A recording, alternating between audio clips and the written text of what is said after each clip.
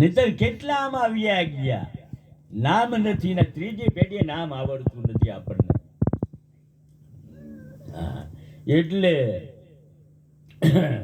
મોટા ભાગ્ય કરીને આ મનુષ્ય શરીર મળ્યું છે, અને એ શરીરનો માત્ર ને માત્ર હેતુ શું કે જે સાધન મળ્યું હોય એ સાધનથી એને ફલિત કરવું જોઈએ, એનું ફળ મેળવી લેવું જોઈએ. તો સુર દુર્લભ સદગ્રંથ ગાવા એવું નથી. આ 6 પ્રકારના જે સુખ છે ને બાપ, એ તો કોઈ પણ અવતારમાં પશુને પણ મળે. અને એટલું જ આપણે જો ભોગવતા હોય ને કરતા હોય તો વિશેષમાં આપણામાં શું છે? હા, યાદ રાખજો, કોઈ સદગુરુના શબ્દોને સમજણ લઈને નેતરા વ્યુજા છે. કોઈને હતાશા આવી ને તો એ બોલ્યા છે. કોઈ સંત મહાપુરુષને હતાશા આવી કે આ લોકો નહીં સમજે શું?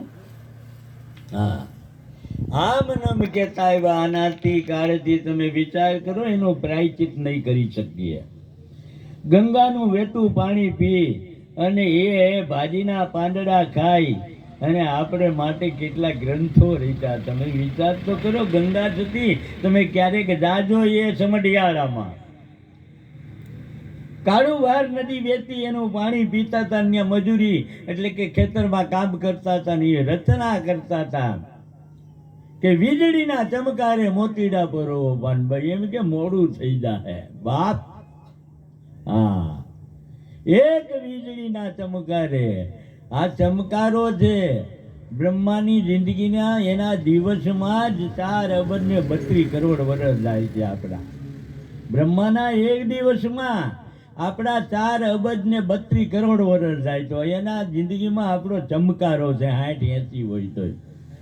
હા, માટે એમાં મોતીડું સમજણનું પોરવી લ્યો, રામ નામનું સત્યનું મોતીડું પોરવી લ્યો તમે. એમ ગંગા સતીએ કીધું. ગંગા સતીએ પાનબાઈ નથી કીધું, એને માધ્યમ રાખ્યા છે.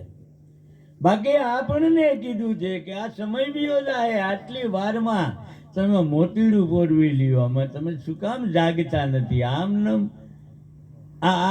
હમણાં કીધું ને કે આ બધું મિથ્યા છે, લ્યો આ ખોટું, ખોટી માયા ને ખોટી કાંઈ આગળ ન કીધું, પણ આપણે એમાં ધ્યાન નહીં દીધું હોય. ઊંચી આંગળી કરો, આટલા બેઠામાં ધ્યાન દીધું હોય તો ક્યારે આપણને શું કીધું? લ્યો, તો તમે આ તબલા સાંભળવા આવ્યા છો, આ સંગીત કેમ વાગે છે? હમણાં રસ્તામાં મને કહેતા હતા કે આ કરીએ ને તો જ આ બધા બેસે છે. લ્યો, હમણાં રસ્તામાં મને કહેતા હતા કે આવું ન કરી દા, એકેય બેસે નહીં, સાંભળે નહીં. લ્યો, હવે કરો કામકાજ.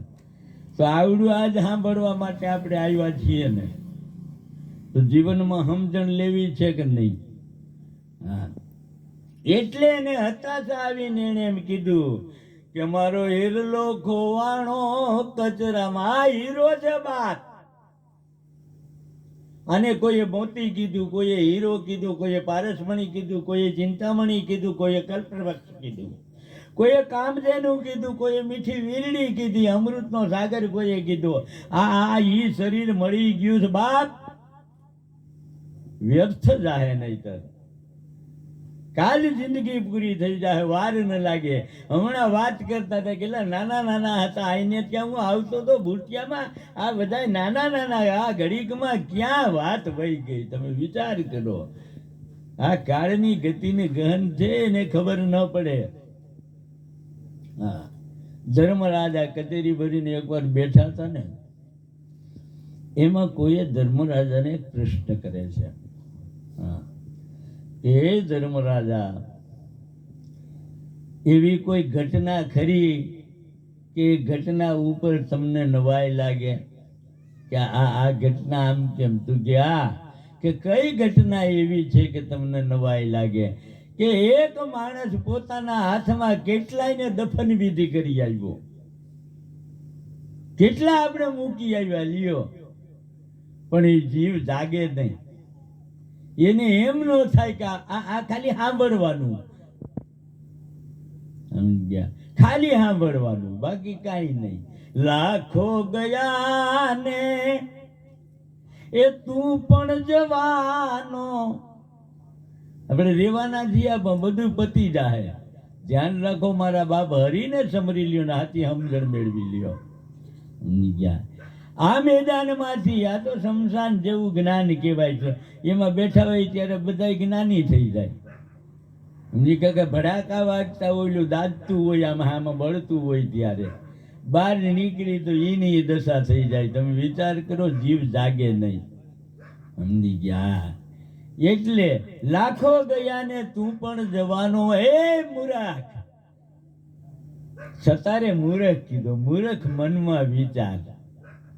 હવે ગાળ દીધી કહેવાય તો આપણે સાંભળી લીધું, ધ્યાન ન દીધું. સમજ્યા? કે મૂર્ખ મનમાં વિચાર.